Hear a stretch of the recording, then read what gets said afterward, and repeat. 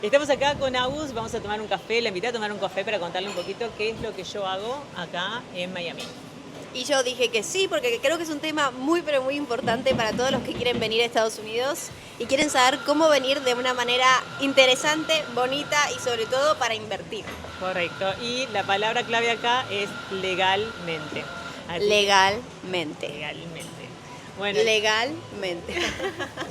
la primera pregunta que me hiciste cuando recién nos sentamos era ¿por qué tanto la gente invierte en Estados Unidos, principalmente en uno de los estados como la Florida? Y yo te contesté que Estados Unidos principalmente es un país muy, muy estable, no solo económicamente hablando, sino también políticamente hablando.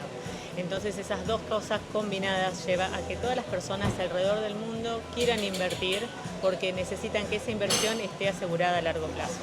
¿Okay? Esa es la clave de invertir en la Florida, que todas las inversiones están protegidas por todo el sistema que tiene este país. ¿Y qué le dirías a una persona joven que dice como que la palabra invertir es muy grande, ¿no? Como recién estás saliendo de tu país, tal vez no tenés como, no sabes demasiado, no tenés las herramientas para meterte en este tema, entonces, ¿qué le recomendarías el primer paso como al llegar acá de una manera, como dijimos, buena? Buena y legal. Lo primero es informarse. Hay muchos profesionales acá que te pueden informar de la manera correcta para tomar los pasos los más firmes posibles. Por ejemplo, cuando nosotros hablamos de inversiones hay diferentes modelos de inversiones, ¿no? Hay muchos de ellos que te permiten a ti una legalidad para venir a trabajar y vivir legalmente, en la que yo estoy relacionada, que son las inversiones en la visa E2.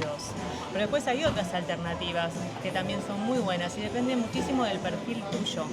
Si eres una muy buena estudiante, por ejemplo, en tu país de origen y tú quieres extender tus posibilidades en los Estados Unidos, existen las visas, por ejemplo, de educación. Si eres un profesional en algunos fields, en algunas ramas que son muy especializadas, existen otras visas también que te pueden venir que te permiten la apertura, ¿sí?, de este país en esa zona profesional. Obviamente, ¿quién te puede dar esta asesoría? Son los abogados de migración. Entonces uno le tiene miedo a esos profesionales, pero es la clave para que tomes la mejor decisión. Entonces, seas joven, seas un poquito más grande como yo, que todavía me considero en esa edad de poder emprender en cualquier otro lugar, es asesorarse e informarse de la mejor manera posible con los profesionales.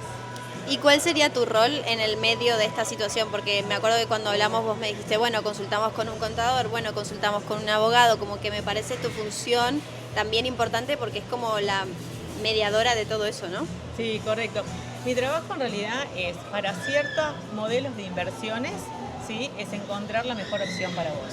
Ahora, para poder hacer la mejor inversión acá, nosotros necesitamos cumplir ciertos pasos. Como vos me dijiste, por ejemplo, ok, si yo invierto en una propiedad, ¿cuál es el primer paso? Bueno, el primer paso es abrir una corporación. Luego de eso es abrir una cuenta bancaria relacionada a esa corporación.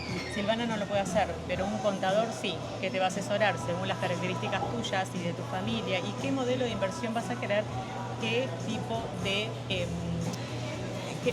de asociación vos podés hacer para abrir acá esa corporación, ¿sí? Después con respecto, por ejemplo, si... Hago una pausa acá, porque creo que a la gente le va a importar esto. Dime. ¿Cualquier persona que venga de afuera puede abrir una empresa en Estados Unidos? 100%, no hay ningún tipo de restricciones. Ahora sí existen ciertas restricciones para ciertos países que ya sabemos que políticamente hablando no están muy alineados con la política de Estados Unidos, pero en líneas generales Argentina, Chile, Colombia, España, Italia, todos como extranjeros, es de la manera más fácil para hacer. Normalmente se recomienda hacerlo al principio de año, la apertura de la corporación. No es para nada caro hacerlo. Sí, un contador te va a asesorar qué modelo de corporación tenés que hacer. Por ejemplo, la más común es la LLC. Si sos argentino te vas a dar cuenta que la LLC tiene características muy parecidas a la SRL en Argentina, ¿sí? No necesitas mucha información y después de abrir tu corporación, el paso siguiente es abrir una cuenta bancaria. Y uno dice la siguiente pregunta, como extranjero, ¿puedo abrir una cuenta bancaria? Sí, puedes abrir dos cuentas bancarias. Una que es la personal, que es la más fácil. No todos los bancos lo permiten, pero tenemos algunos como PNC, ¿sí?, que es un banco acá local que sí todavía le permite la apertura de estas cuentas a los extranjeros. Y la otra cuenta que tienes que abrir si vas a operar comercialmente en los Estados Unidos es una cuenta comercial, que esa solo te la van a otorgar si abriste tu corporación. O sea, el primer paso es abrir una corporación. Correcto. ¿correcto? Pero bien asesorado, porque por ejemplo, si eres tú sola, es muy probable que lo conveniente sea una LLC, que como dijimos es muy parecida a la SRL.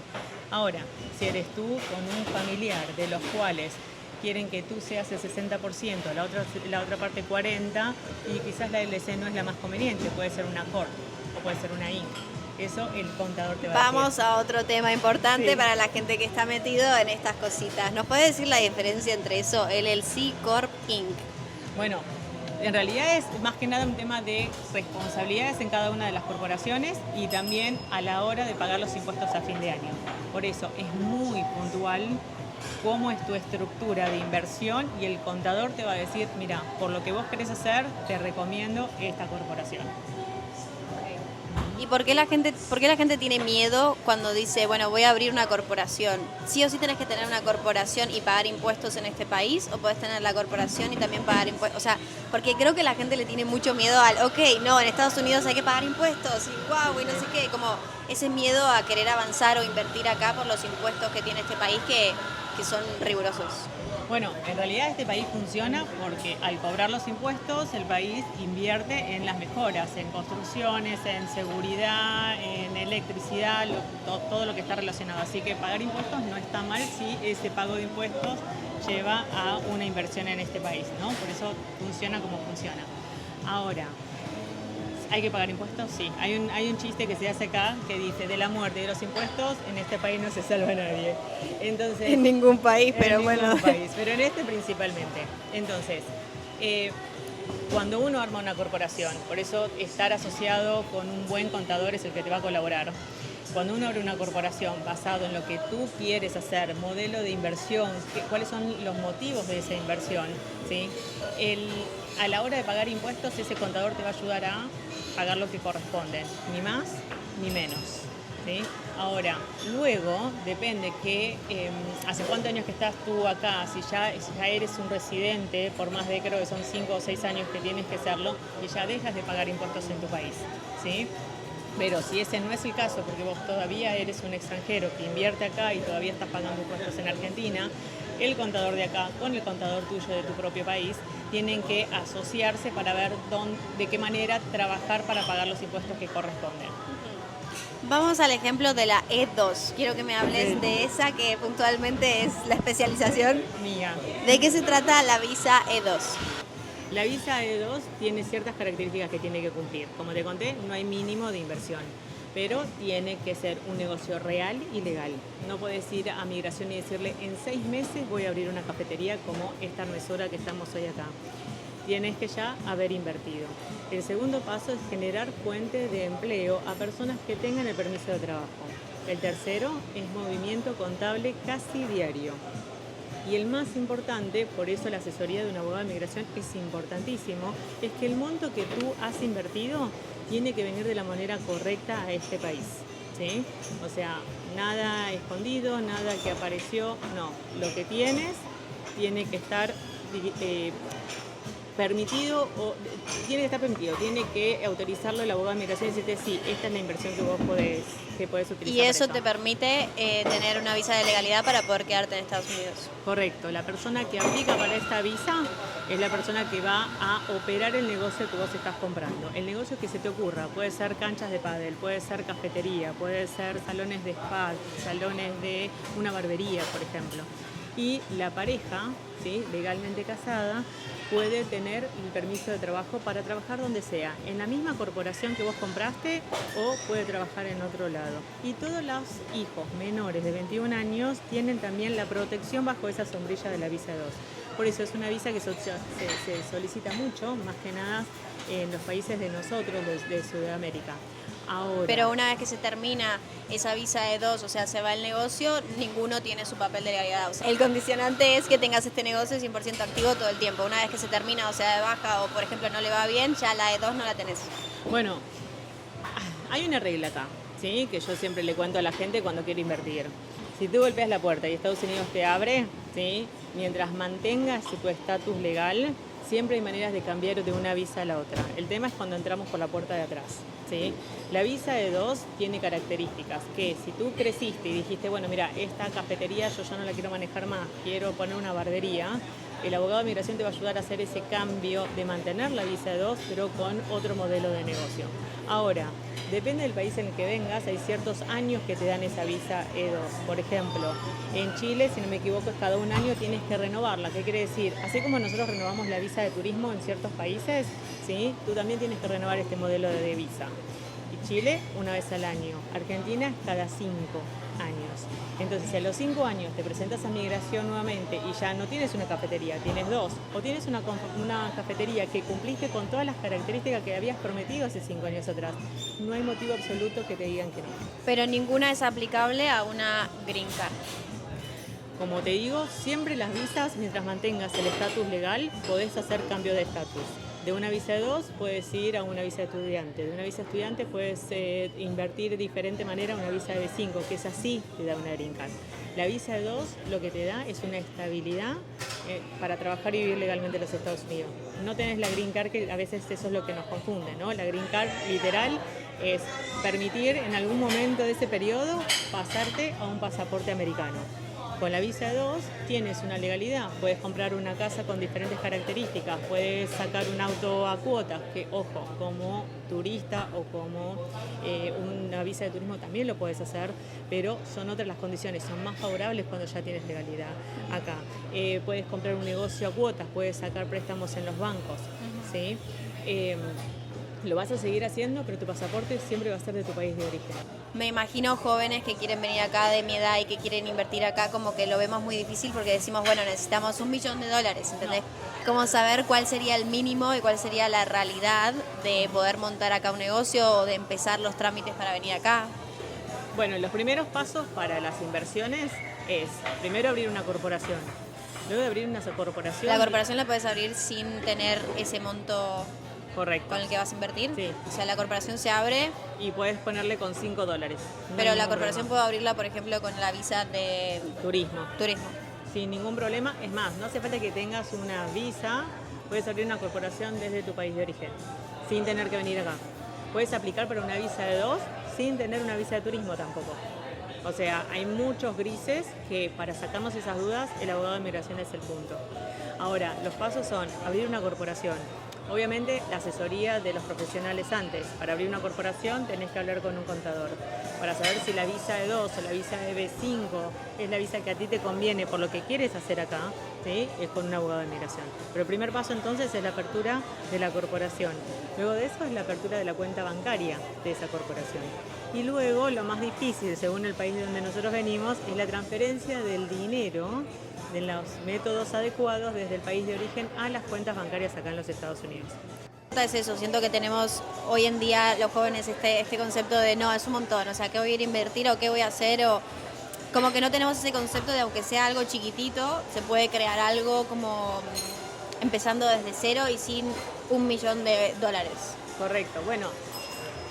A ver, hay muchas oportunidades de crecimiento en los Estados Unidos, por eso todo el mundo lo elige, ¿sí? Por su estabilidad, porque lo peor que te puede pasar, ¿no? Ese es el miedo que tiene la mayoría que invierte. ¿Qué pasa si me va mal? Bueno, la verdad es que si hacemos las cosas bien, el riesgo para que te vaya mal es mínimo, ¿sí? Ahora, oportunidades para crecer hay un montón. En su momento nadie creyó que el pádel, por ejemplo, un deporte muy latino, se haga tan popular acá.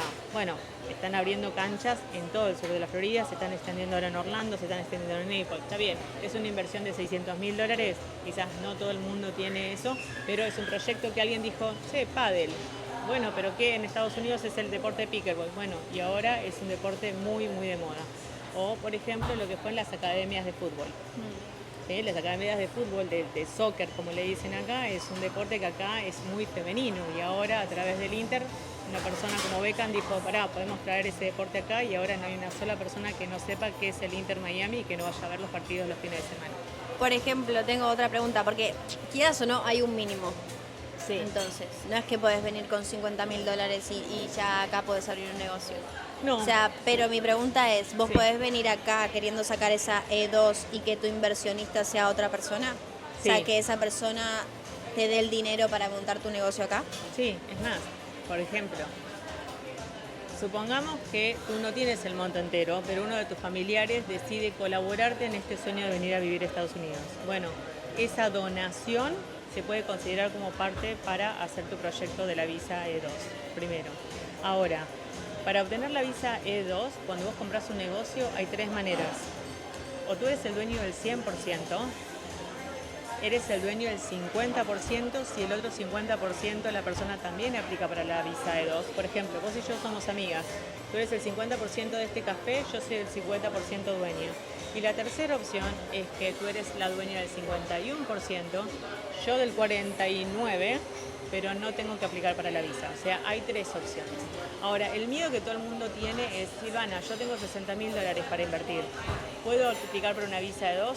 Mirá, la verdad es que sí, pero los negocios que vamos a encontrar con esos valores quizás no cumplen con el resto de las características, que es empleados, que tengas algo de rentabilidad, que tengas movimiento bancario todos los días. Nosotros hemos comprado en mi compañía clientes que han comprado pizzerías por $60.000.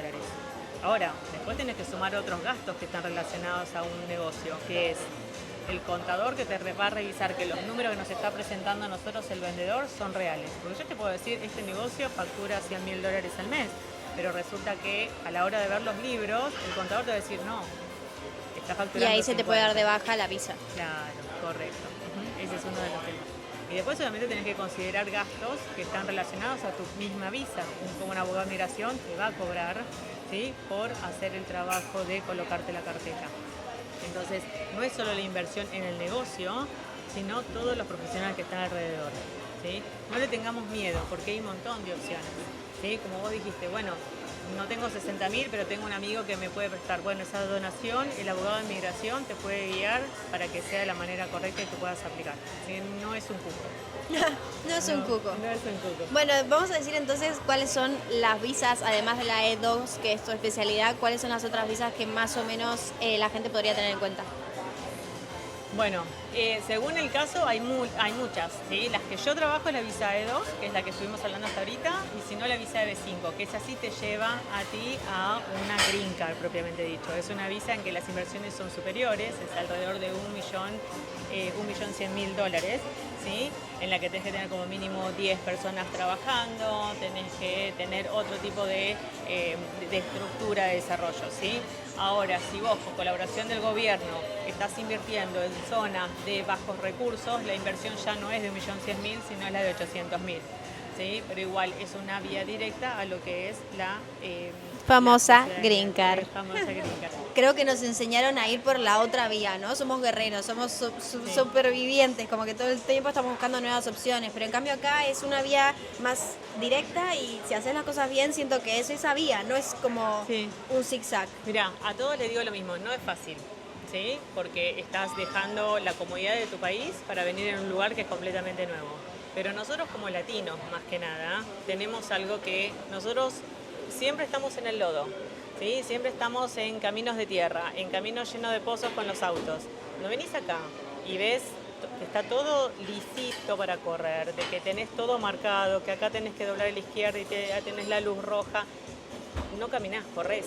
Eso es lo que le pasa al latino a este país, ¿sí? El latino está tan acostumbrado a pelearla, como vos decís, que todo es tan difícil, tenés que ir por atrás, que no te tenés que hacer esto, que acá todo es, no, vos haces las cosas como corresponde y bárbaro. Por eso avanzó tanto el latino en este país también, porque acostumbrados a todos esos frenos, acá cuando no los tenés, volás.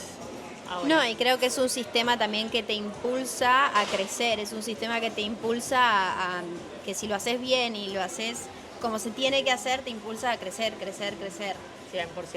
Ahora, ahí lo que nos pasa a nosotros, el miedo que tenemos a invertir, cualquiera sea el motivo, es por la falta de información.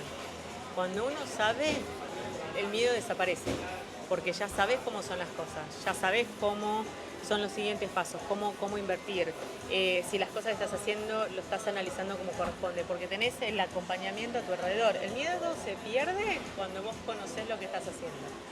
Eso es fundamental. Entonces, recurre a los profesionales que te puedan ayudar. O sea, no recurras a tu amigo que hizo esto, no. Sí, a tu amigo hizo esto porque fue lo que quizás le recomendaron a tu amigo. pero tu caso es diferente, tú eres diferente. Entonces, tu grupo familiar, o eres tú o tu pareja, o quizás no se casaron, pero los dos quieren venir acá. Entonces, ¿qué hacemos? ¿Nos tenemos que casar? ¿No nos tenemos que casar? Tengo un hijo que está a punto de cumplir 21 años. Entonces, ¿aplica la visa de 2 o no aplica la visa de 2? Espero, y si no aplica, ¿qué tipo de visa él puede venir acá? Y, o sea, esa colaboración. Tengo miedo, ¿sí? Tenés miedo porque no tenés las respuestas. Cuando tengas las respuestas, ¿qué cosas se pueden hacer? Sí, tampoco dejarse llevar por comentarios, porque a mí me pasaba mucho como, no, eso es muy difícil, o no, eso es imposible, y escuchamos mucho al resto y es como, nada, informarnos. Sí, total. Nada es imposible en ese país. Ahora, hay una realidad que es muy probable que te digan, bueno, pero a ver, ¿qué es lo malo de mudarte del país de origen acá? Y lo que le digo es, sí, el desarraigo. Los primeros 6 meses es lo más difícil. Pero no es el desarraigo de, por ejemplo, nosotros que somos argentinas, ¿dónde encuentro los alfajores? ¿O dónde encuentro la yerba? Por eso lo encontrás en todos lados. Si sos venezolano, tenés 25 locales de venezolanos en cada ciudad. No, es el desarraigo de perder lo que uno cree conocido y la forma de actuar en la vida. De repente tenés que actuar de otra manera. Correcto. Y que hasta es más relajante, pero nos cuesta. Es como... ¿Sabes cuál es la palabra? Es el desarraigo al estatus social. Yo en Argentina estudiaba bioquímica cuando tenía muchos años atrás. Estudiaba bioquímica, era una de las mejores camareras, no me da vergüenza decirlo, una de las mejores camareras en Pilar. Me conocían los amigos, me conocía el barrio, me conocían los profesores cuando iba a estudiar a la universidad. Vine acá y mirás a los costados y decís, no conozco a nadie. O sea, esa chica que estudiaba bioquímica, esa chica que era una de las mejores trabajando, esa chica que conocía en el barrio. Pero yo creo que eso es bonito porque uno arma su nueva personalidad y no es que sea una personalidad falsa, no, es tu manera de amoldarte a un nuevo país y sos una persona nueva, con nuevas costumbres, con una manera nueva de aprender. Tengo muchas amigas que se fueron de Argentina a España y jamás pudieron soltar eso. Entonces les costó tanto que es como volvieron porque es muy difícil decir, bueno, dejo eso atrás y soy una nueva personalidad, con nuevas costumbres y estás abierto a aprender. Bueno, a mí lo que me dice mucho la gente que ya está viviendo acá es el americano es muy frío. Y yo le digo, no es frío. El americano es muy reservado de su privacidad, cosa que en Argentina todos sabemos de todo. Sabemos que cambiaron el auto, sabemos que el vecino de qué trabaja, sabemos que el otro compró la segunda casa de inversión en Mar del Plata. O sea, te conoces todo de todo el mundo. Pero acá no.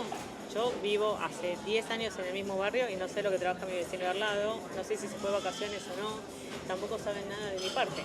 ¿Sí? Entonces esa privacidad es la que uno siente, no, son fríos. Frío porque no te saludan con un beso, pero créeme que después los americanos cuando te conocen te saludan con un beso. Pero yo creo que también es un intercambio cultural, son fríos hasta que te conocen y hasta que empezás, y vos también aprendés cosas de esa cultura, entonces vos estás aprendiendo tal vez el orden, tal vez las cosas que ellos hacen y la forma de vida, y ellos están aprendiendo un poco a hacer de otra manera, ¿no? Más cariñosos. Del domingo. Más cariñosos. Bueno, ¿sabés lo que yo aprendí acá de los americanos? Llegar a tiempo. Importante cuestión para tener en cuenta de esta conversación, llegar a tiempo. Claro, cuando las fiestas de 15 años, cuando se hacían en mi época, la fiesta comenzaba a las 8, yo llegaba a las 11 porque quería ser la última en llegar. No, acá las fiestas comienzan a las 8 y a las 8 y 1 minuto ya están todos sentados en la mesa. Pero creo que eso tiene que ver también con un profesionalismo y con una manera de trabajar y una manera también de inspirarse. Yo me acuerdo que cuando llegué, siempre llegaba tarde, siempre. Sí. Y de repente era algo que me costaba mucho porque culturalmente, claro, en Argentina todo el mundo más o menos llega y tenés que llegar a las 8, llegas a 8 y cuarto, 8 y 10, y aprendí que acá es una cosa profesional, o sea, es... Llegar 8 y 5 ya es considerado tarde. Pero porque también acá tienen una cosa con el tiempo, ¿no? O sea, el ser productivo todo el tiempo. Eso es algo que me lo dicen mucho. Es como, no, es que son todo el tiempo productivos. Sí, pero así les va. O sea, así les va en su vida profesional, como llegar a tiempo. Siempre se levantan. O sea, digo se levanta porque a mí me cuesta todavía levantarme temprano, pero comienza muy temprano y termina muy temprano también. ¿Sí? Por eso el tráfico que vas a encontrar acá siempre es entre las 3 y las 5 de la tarde. Pero ya a las 6 de la tarde están cenando, ya a las 9 ya están durmiendo, es otra cultura. Entonces, creo que eso es lo que más extraña, ¿no? Como que siento que no pierden el tiempo. No. Y nosotros no es que lo perdemos, pero estamos acostumbrados un poco más a disfrutar. Sí. Entonces creo que la combinación del profesionalismo de acá y el disfrute nos hace a nosotros muy resilientes y supervivientes, y como siento que al latino que sabe entender la cultura americana le va muy bien acá. Sí, 100%. Por eso si te adaptás, creces. No tenés un freno para el crecimiento, pero tenés que adaptarte. También 100%. creo que otra función de tu trabajo es, además de ser mediadora entre como el abogado, el contador, no sé qué, a mí algo que me costó mucho, por ejemplo, fue cómo usar las tarjetas de crédito acá, Sí. o cómo entender el sistema de los bancos, o cosas que no, claro, en Sí. Latinoamérica es diferente. Lo que pasa es que, a ver, como inmigrante, no es mi trabajo, sino mi obligación poder ayudar a otra familia que está contando conmigo, que confía en mi trabajo, en que le sea más fácil este camino.